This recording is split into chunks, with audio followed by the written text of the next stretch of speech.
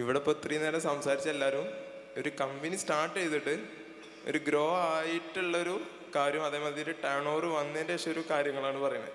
അപ്പോൾ നമ്മളൊരു company found ചെയ്യാൻ വേണ്ടി ഇറങ്ങിയിട്ട് വന്നൊരു പരാജയത്തിൻ്റെ ലെവലുണ്ടല്ലോ, അതായത് കിട്ടുമെന്ന് അറിയില്ല.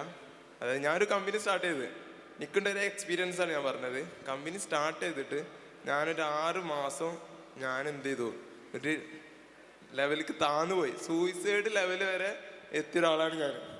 അവിടുന്ന് ഞാനിപ്പോൾ എന്ത് ചെയ്തു, അത് പിക്കപ്പ് ചെയ്ത് വന്നിട്ട് ഈ ലെവലിൽ ഇവിടെ നിൽക്കുന്നുണ്ട്. ഇവിടെ ഞാൻ വന്ന് അങ്ങനെ ഒരു എക്സ്പീരിയൻസ് ഇതിൽ ആർക്കെങ്കിലും പറയാണ്ടെന്നുണ്ടെങ്കിൽ അതൊരു ഒരു മനുഷ്യൻ എന്ന രീതിയിൽ നമുക്ക് എല്ലാവർക്കും ഒരു മെൻ്റൽ ഹെൽത്ത് വളരെ പ്രധാനപ്പെട്ട ഒന്നാണ്. ചില ആളുകൾ വർക്ക് പ്രഷർ കാരണം ആത്മഹത്യ ചെയ്യാറുണ്ട്, അല്ലെങ്കിൽ സംരംഭം പൊട്ടിയതിനും ആത്മഹത്യ ചെയ്യാറുണ്ട്. 3 ലക്ഷം രൂപ കടമുണ്ടായിട്ട് ആത്മഹത്യ ചെയ്ത് എങ്ങായിണ്ട്. ഓൻ്റെ മയ്യത്ത് നിസ്കാരത്തിന് 3 കോടി കടമുള്ളവനാണ് ഇമാം വെക്കുന്നത്. അതായത് നമ്മൾ ആലോചിച്ച് നോക്കുക, ഒരു പ്രോബ്ലത്തെ നമ്മൾ എങ്ങനെ നേരിടുന്നു എന്നുള്ളതാണ്. അതിലെനിക്ക് ഏറ്റവും പറയാനുള്ളത്, ഒരു കാര്യം ഉറപ്പാണ്, നിങ്ങൾ ഈ എഴുന്നേറ്റ് നിന്നതിലൂടെ ഇനി ഒരു കാരണവശാലും ഒരു സൂയിസൈഡ് തോട്ട് നിങ്ങൾക്കും ഉണ്ടാവില്ല, ഇന്ന് ഈ കൂടിയിരിക്കുന്ന 1000 പേർക്കും ഉണ്ടാവില്ല. കാര്യം ആത്മഹത്യ അല്ലെങ്കിൽ സൂയിസൈഡ് അല്ല പ്രശ്നങ്ങൾക്ക് പരിഹാരം എന്നുള്ളതാണ്.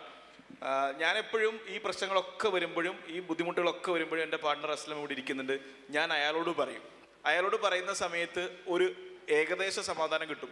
പിന്നെ രാത്രി മൂപ്പരൊന്നും തന്നെ വിളിച്ചു നോക്കും, ഞാൻ ലൈവിലുണ്ടോയെന്ന് അറിയാൻ വേണ്ടിയിട്ട്.